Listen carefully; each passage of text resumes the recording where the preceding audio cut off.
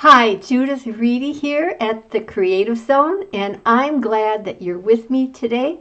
We're going to be looking at how we finish this painting, and finally, it's almost spring. I really thought I should get this winter painting finished.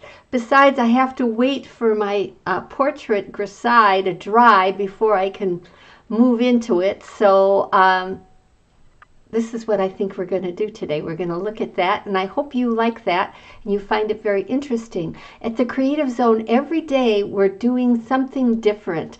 Sometimes we're learning about portraitures, sometimes still life, sometimes values, sometimes we're doing florals. But today we're working on a winter painting. You know, it's almost spring, and yet we've had a couple of snowfalls, so I guess I'm holding on to that winter and hoping that maybe I'll scare it away. Anyway, for all of you here, I'm going to be showing you a quick demo, and I'm going to talk to you about, very briefly, about some of the problems with doing an all-white painting or a pretty white painting. And then I'll also talk to you about the fact that these courses now, you can get full-length versions with full explanations in the coming months of all the videos and all the courses that the demos that I'm doing. And I think you'll find the step-by-step approach to be really helpful, and it will give you a foundation in which you yourself can begin to paint like you've always dreamt about painting. So on with today. Remember to like and to follow. If you're on Facebook, subscribe, and if you're if you're on YouTube, subscribe, and if you're on Facebook, like and follow. So here we go, and we're going to look at this. And remember, it's a little bit like winter. Now here I'm oiling up the canvas, which is very important. The painting is pretty dry on the surface, so I need to oil it up, and then I wipe it off. And you'll notice when I wipe it off, there was nothing left, so it's really dried off pretty well. And so I'm really primarily working in the middle area today, and refining that car and the man there, and working a little bit on some of the shadow shapes, and giving that a little more detail. Also, I'm doing some of the trees in the background. I don't want them to be as bright or as dark as the foreground areas, because I'm trying to get them to recede. And so whenever you get something to recede, you really need to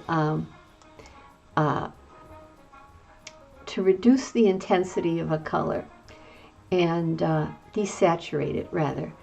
And yet the direction, this road is due west. So we're just working on some of the shapes, light and dark values. There's a lot of neutral blues, a lot of neutralized greens. Here we're going to get a close-up of that vehicle, which had some snow on it. I'm just trying to suggest the vehicle and give you a sense of, that's what it is. I'm not really making that. The real interest is, just this nature vehicle, right next to each other and in this wonderful snowstorm. And so we really have a real opportunity here. So what I'm doing now, I'm desaturating some of the shadow shapes, lightening them a little bit, giving them a little bit more airy quality. I like the trees, but I think I'm going to be changing those as well. I wanted to have a little bit more drama in that tree on the left. Keep going back to that car. and the man walking on the road. So whenever you have a figure in a painting, it tends to be a focal point, either a figure of a person or an animal. Now I'm going to be working a little bit more on the trees and the trunks. I'm adding kind of a reduced value purple, which has got a yellow in it, which almost moves it to brown, and then adding a little to gray it. And so, because I really don't want too much attention given to the branches, I want the focal point really to be with the down the middle there. There's some interest, enough to carry your eye in spots around the painting, which is what I'm interested in having you see. Now, I want to reduce some of the intensity a little bit, give some of the background.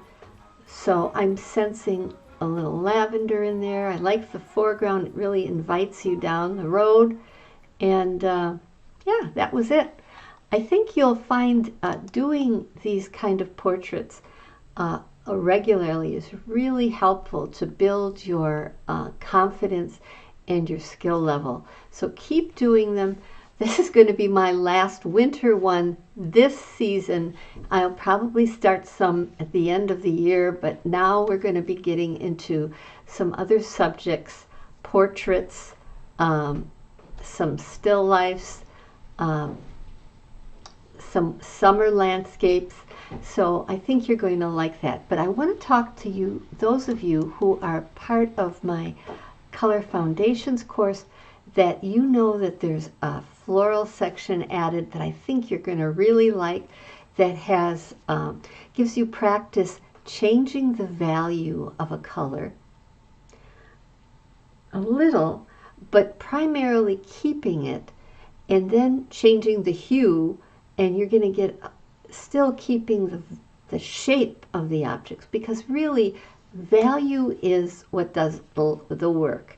And so the next thing we're going to, those of you who are not familiar with mixing colors, I really think you'll like my course, 7 Essential Simple Tricks to Mix Color. It really is a great introduction to color, and I know that it will give you 6 hues, a warm and cool of each primary, of which you could virtually mix almost any color when combined with black and white. And so I'll talk to you about tints, tones, and shades, about complements, creating color vibration.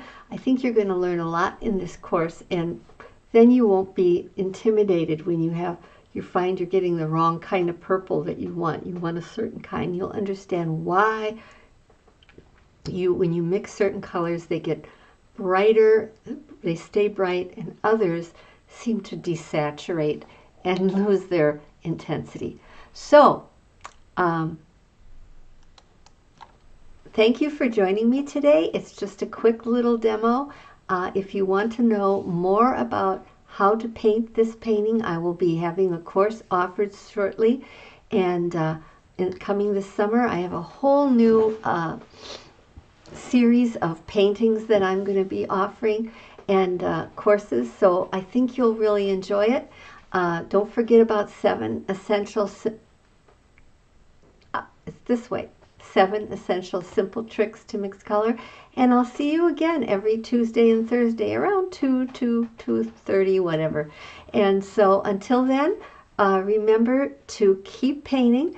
And if you like what you see here, if you think you can benefit and you want to keep up with what's going on, make sure to subscribe, like, or follow. So until next time, Judith Reedy here at The Creative Zone.